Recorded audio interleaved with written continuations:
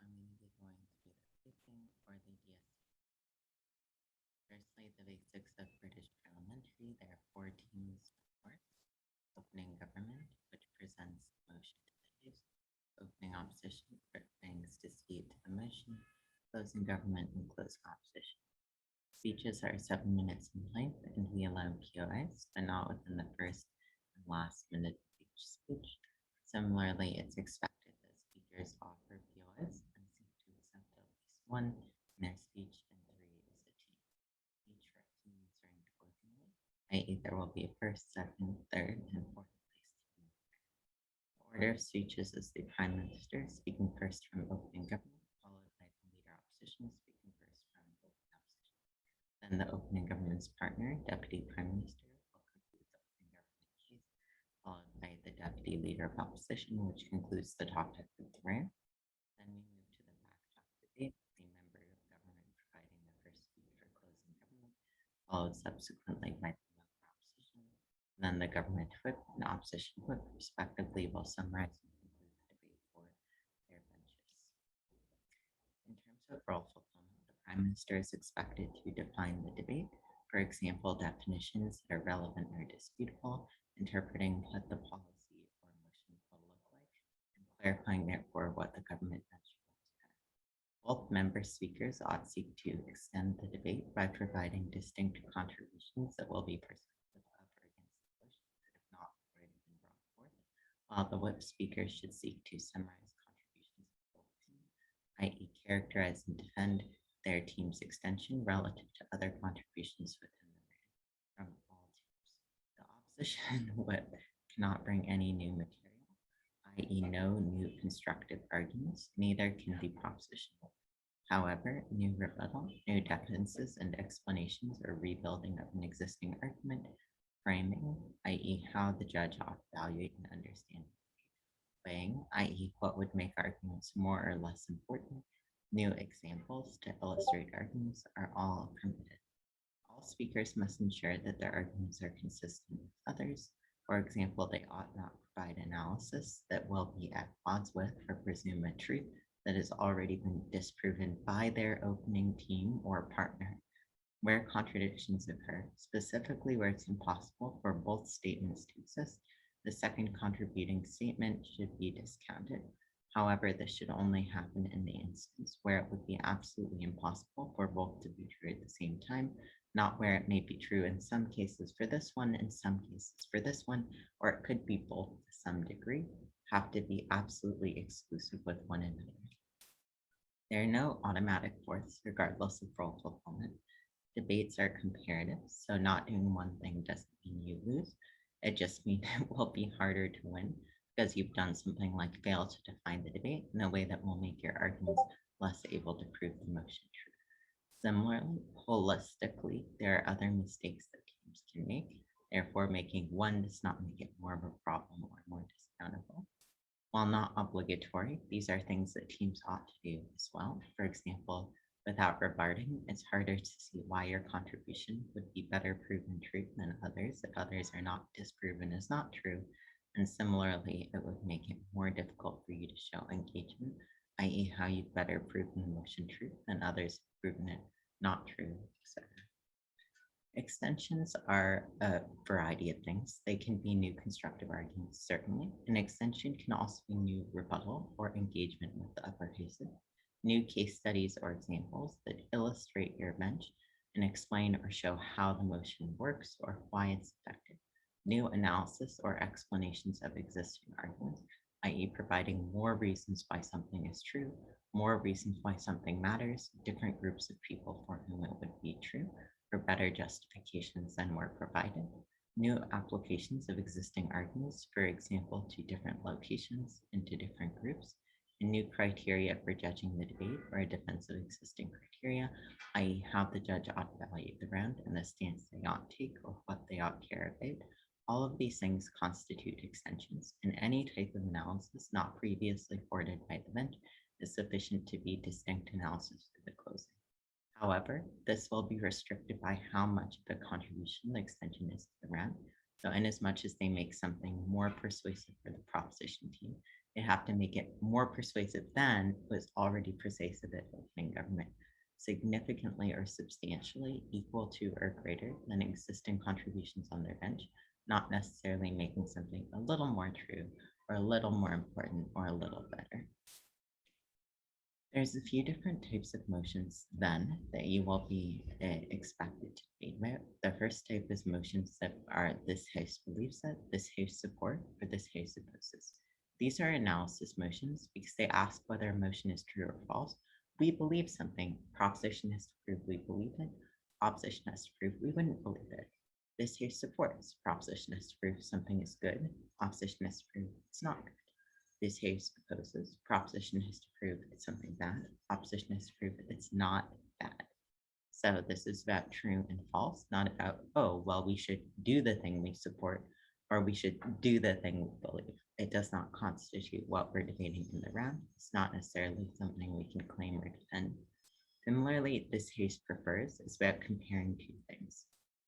Either the comparison is made to two items within the motion, or it's made between the motion and the status quo. For example, preferring a world would institute a new world. Proposition has to imagine why it's likely to occur like that, without claiming that it will just occur like that. Opposition may dispute how that world is likely to exist based on what we know of this world, but then compares it to this world. If it's preferring something to something else, which instance proposition is proved, the first thing is better than the second thing. Opposition has to disprove that by proving that they're equivalently good, that the second is better than the first. Similarly, in this here's regrets motion, these are retrospective debates. So in this instance, you would look back at something that has happened or exists now, and we would question or explain what would otherwise have happened, it would otherwise exist now, absent that. Therefore, proposition still has to build a world and prove why it's likely to exist as such. Opposition can dispute that world, how it would likely have existed without the internet, right? Without a political party. And similarly, opposition must then compare it to a defend the world as it exists now with that thing. So in both prefers a world and regrets debates, proposition does not get to fiat a certain type of world, but has to explain why that is likely to be what the world looks like. Opposition has equivalent ground to dispute these characterizations, claims, or analysis, and then also compare it to the status quo in which we have the current world. There's another type of motion. These are policy motions. Unlike analysis motions, in a policy motion, you are expected to do a thing. So policy motion is any motion in which you do a thing. Only in these debates is proposition given fiat or the power to assume that a policy will happen. Opposition can then use the same scope of fiat or power available to proposition to do something else instead of the status quo. Therefore, proposition can presume something happens, and as much as that requires time, money, political or social will, the equivalent amount, but not more, of time, money, and political or social will can be committed to an alternate policy, which opposition can choose to defend as opposed to defending the status quo. Then the comparison would be between the motion and between either the counter proposition of opposition or the status quo if they choose to defend it. It's very important to note opposition does not have greater fiat, i.e. could not see something radically more costly that require much more liberal or much more conservative beliefs than exist for proposition. So it has to be equivalent. Similarly, it has to be mutually exclusive, usual. While there are exceptions, you would imagine that you could not do proposition alongside doing opposition, or opposition is not disproving the topic, whether or not it would be good. And lastly, and important, these are not always defensive policies instituted by governments. These are also good instances of policies that might be instituted by a movement, might be instituted by an organization or international group, or even an individual actor. So being clear and specific to who is enacting the policy, who is taking the action. In that context, opposition cannot dispute whether it's possible to do the action. The motion gives the possibility of doing the action and does not ask you to debate about possibility. Rather, the motion in particular can be disputed and how it is likely to happen. So proposition can put forth a policy model, so how they would do the thing, and that's fine. but how that is upheld once it's done is opposition ground. For example, proposition could say we'd institute anti-discrimination law. Certainly, opposition can say, yeah, you can make the law, but companies won't listen to you, and judges won't view these things as discrimination, and police won't collect evidence on that discrimination, or people won't be willing to report it, and HR won't document reports. So certainly proposition can do the policy as they choose to do it, and opposition can also dispute not whether the policy happens, but whether the policy is upheld once instituted. Actor motions. This is another type of policy motion, but it's specific to one individual or group. So as I mentioned, this case as X would, or this case would as X, requires you to assume the perspective of the individual actor doing this. Then, debaters may argue and ought argue about what that actor wants, perhaps who that actor is. To do so, they can identify the interests or desires or obligations an actor would hold and see. Therefore, proposition and opposition can claim why something would be in their interest or why they would choose to do a thing. That means disputability happens both through the lens of causality and outcomes, but also interests and preferences, not as a neutral observer, as the judge usually is, as the particular actor in question who would want to take the action, even if it's not something most people would care about, or not something the average person would care about. This is also important because of back half characterizations. Back half can advance and compare interests that are distinct and discrete from their opening. They're not required to defend the interests of their opening. They're certainly required to prioritize them. Interpreting or identifying new interests, justifying and comparing them as greater interests is not an extension or contradiction. And as much as I can want several things, I can also have stronger preferences for one thing than another thing. Similarly, self-interest is not the only interest to apply, in as much as moral argumentation or interests are made by debaters, though ours are just as equally or more important than other interests, in the same way we are motivated to do things by what we ought do find good, or care about, external to our own desires and self-interest or preferences. Value motions. This is the last main type of motion, and it asks you to debate the policy or analysis of a motion. In as much as this case believes that X should do Y, opening government can characterize how X would do Y, or why X would do Y. Opposition can similarly dispute whether it's the way that would likely happen, whether or not these are the interests that motivate that action. And then similarly, we would be comparing whether those outcomes are something we find good or bad, what we should value or care about as an average neutral observer, rather than the actor within the motion. Judge briefing. Firstly, standard of knowledge. Judges are not specialists and they're not debate experts. They are globally informed citizens. They have a general knowledge from reading major newspapers casually, some pages on a daily basis. That means dropped arguments are not automatically picked up because it wasn't responded to, therefore it's the most important. But they're not also ignored. It wasn't responded to, therefore it's not important. Rather, they are considered evaluated in as much as you explain why they're important when further, or explain, or when they exist, is it something that is completely absurd or illogical that we cannot reconcile with what the average neutral person would know about the world. So arguments are not actively discredited or prioritized based on engagement in the round. The judge would evaluate from the average perspective how important that judge argument was argued to be, in as much as it does stand and was not disputed, but also consider the fact that sometimes there's such great logical premises the average person would not be able to understand, find gaps that made it impossible to believe that. Only in those instances can arguments be prioritized or discredited respectively, outside of the extent to which they stand in the round and find the motion to be persuasive or non-persuasive. The types of flaws identified would be massive factual flaws known by the globally informed citizen, and similarly absurdity that logic is not present or lacking to such a great extent, it would become impossible for the average person to believe it.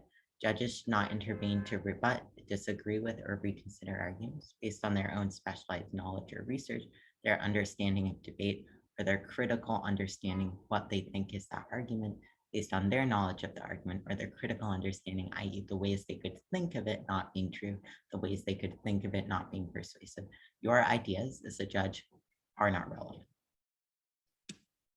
POIs and engagement. I flagged this already. You are expected to make and be offering POIs. In as much as POIs are not offered, debaters cannot be penalized for not taking them. In as much as they are, debaters are expected to take POIs, 1 or 2 per speech. Failure to do so means that you will be found as less persuasive or their arguments is somewhat less proven true, in as much as therefore that would harm their ability to have justified their claims and how they're awarded speaker points and how close calls may be affected, i.e., giving the presumption to the doubt, potential obvious rebuttal, or weaknesses within arguments being weighed more heavily. Similarly, only 15 seconds are allotted for POIs. POIs that extend past 15 seconds are not credited past those 15 seconds, as in they should not be written down and considered past that point. Great. Pronouns, obviously, equity will cover this.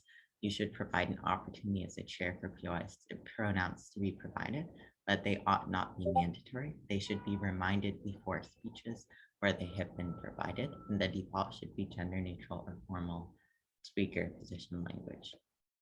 In comparing teams, you should be sure to only take 15 minutes. If you do have technical difficulties or someone is missing, you should immediately report it to OC and TAB and proceed without the missing person. You do not get extra time. Similarly, if the chair is missing, that's a reason to delay deliberation and immediately form OC and TAB so that an alternate chair can be assigned. It's not a reason to wait hesitantly. Similarly, there is no extra time allotted for deliberations if there's disagreement. There is disagreement at 15 minutes, there is a vote.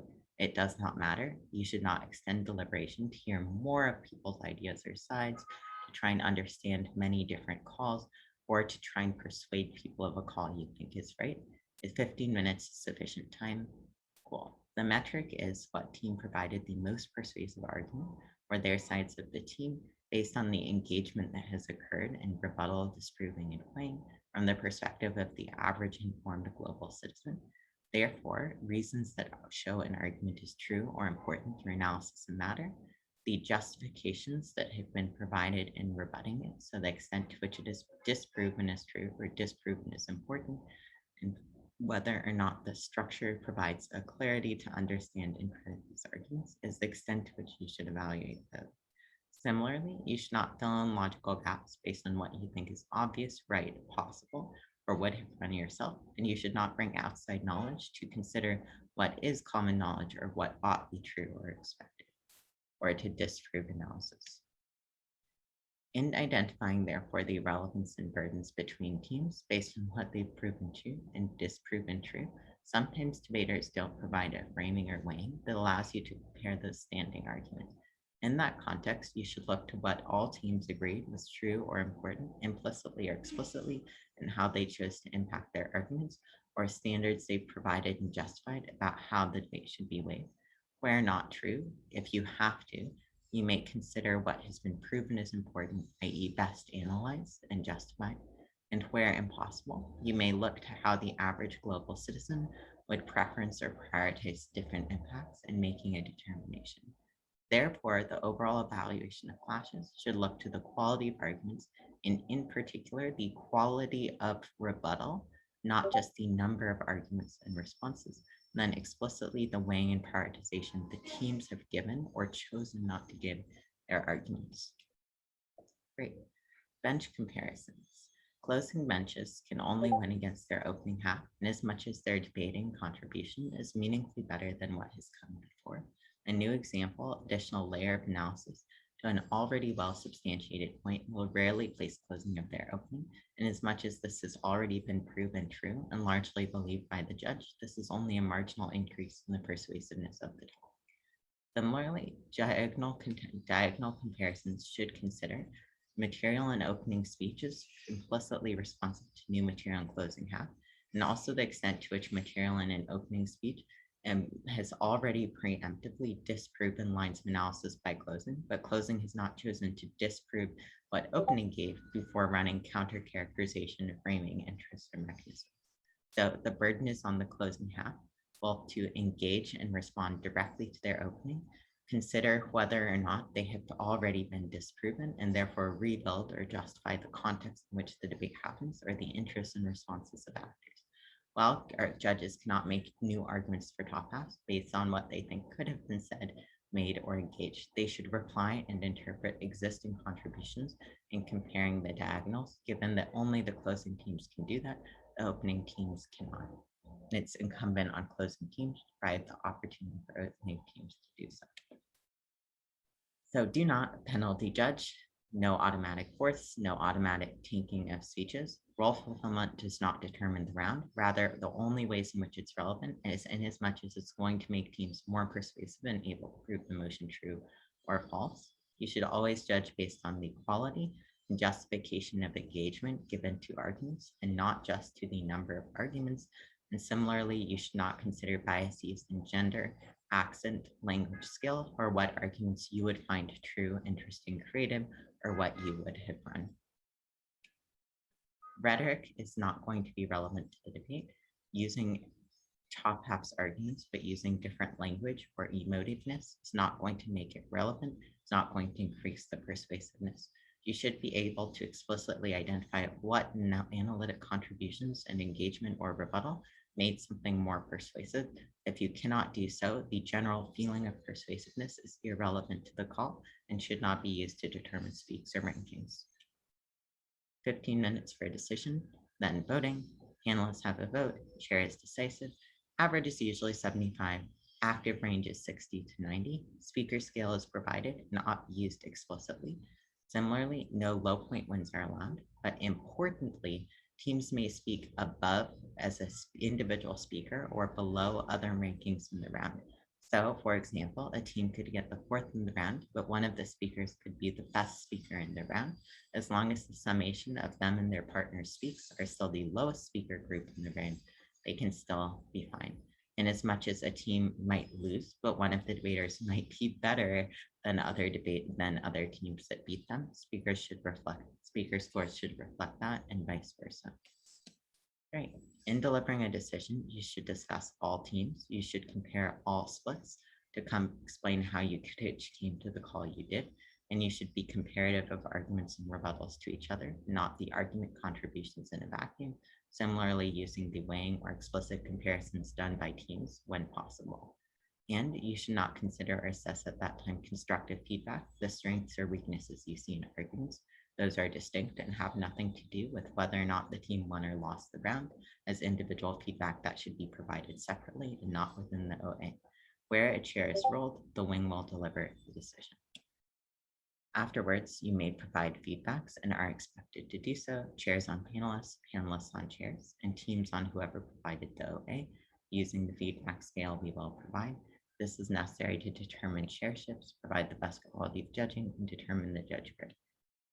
You may contact us with questions. Best of luck, everyone.